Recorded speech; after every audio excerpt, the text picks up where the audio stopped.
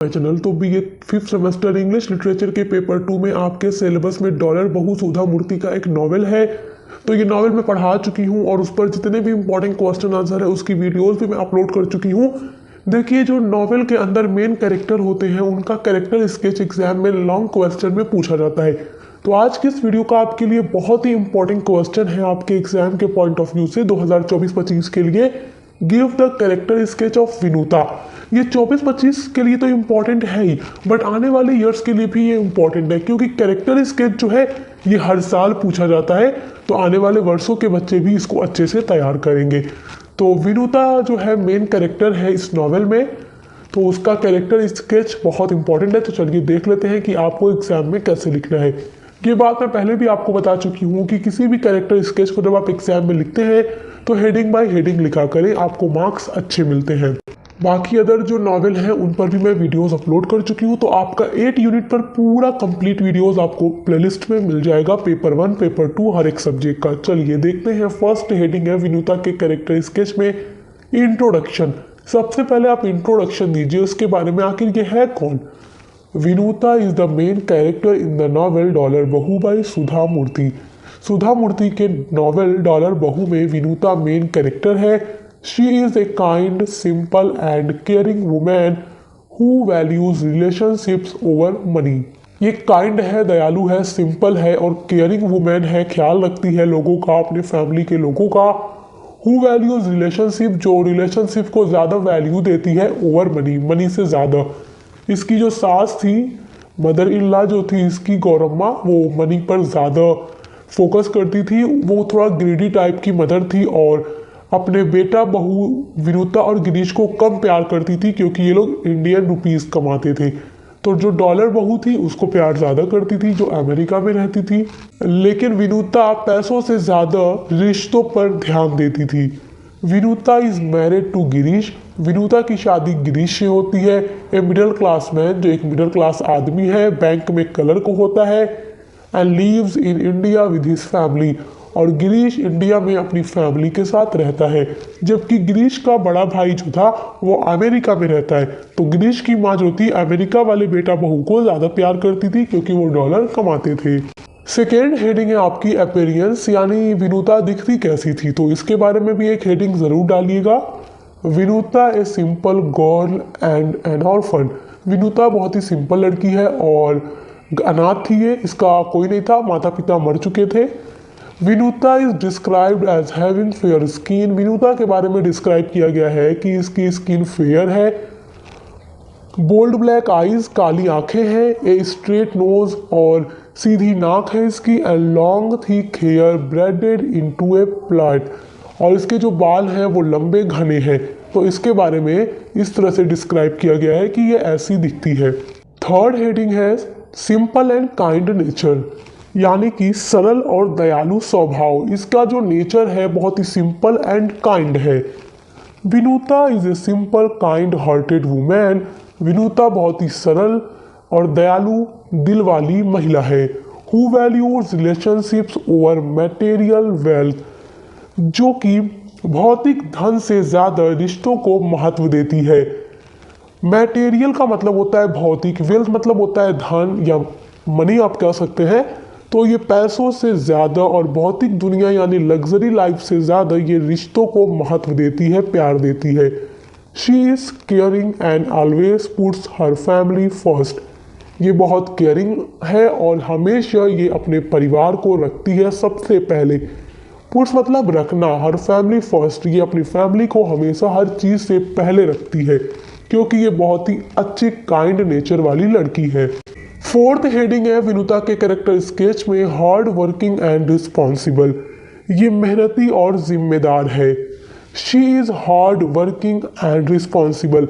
इस नॉवेल को जब आप लोगों ने पढ़ा तभी आपको विनुता के बारे में ये अंदाज़ा लग गया होगा कि ये कितनी ज़्यादा रिस्पॉन्सिबल और हार्ड वर्किंग लड़की है। ऑलवेज ट्राइंग हर बेस्ट, वो हमेशा बेस्ट यानी सही करने की कोशिश करती है, मेहनत करती है। To take care of her in laws and household, ये बहुत ही ज़्यादा मेहनत करती है अपने घर के कामों में। And take care of her in laws, और अपने सास ससुर का भी बहुत ज़्यादा ख्याल रखती है। She is dedicated to her duties as a wife and daughter in law. ये अपनी ड्यूटीज़ को बहुत ही अच्छे से पूरा करती है as a wife and as a daughter in law, मतलब एक बहू और बीवी के रूप में ये अपने कर्तव्यों को अच्छे से पूरा करती है। Vinuta tries to ignore her mother in law taunts. Vinuta tries करती है, कोशिश करती है इग्नोर करने की हमेशा अपने मदर इन लॉ के ताने को। जैसे इसकी जो मदर इन लॉ है गौरम्मा, ये हमेशा इसे ताना देती रहती है कि विनुता अच्छी नहीं है, कम कमाती है, टीचर है, इंडियन रुपीस कमाती है, मेरी बहू जमुना अमेरिका में रहती है, डॉलर बहू है, स्टैंडर्ड है, मतलब हर तरह से इसको सुनाती रहती थी इसकी सास। मगर ये फिर भी हमेशा अपनी सास के तानों को नज़रअंदाज करती थी और उनका अच्छे से ख्याल रखती थी। मतलब पैसों को एक साइड रखकर ये अपने सास ससुर का एक बहू और बेटी की तरह ख्याल रखती थी। फिर भी इसे ससुराल में हमेशा अपनी सास का ताना सुनना रहता था। तो उन सब चीज़ों को नज़रअंदाज करके ये हमेशा मेहनत करती थी। तो इससे भी आप पता लगा सकते हैं कि ये कितनी अच्छी लड़की है। आपकी देखिए 5th हेडिंग है नेग्लेक्टेड एंड अंडर वैल्यूड, यानी उपेक्षित और कम आंकी गई। मतलब इसकी सास ने इसे कम आंका और उपेक्षित समझा। Despite her efforts, Vinuta often feels neglected because her mother-in-law prefers her wealthy sister-in-law Jamuna, who lives in the USA.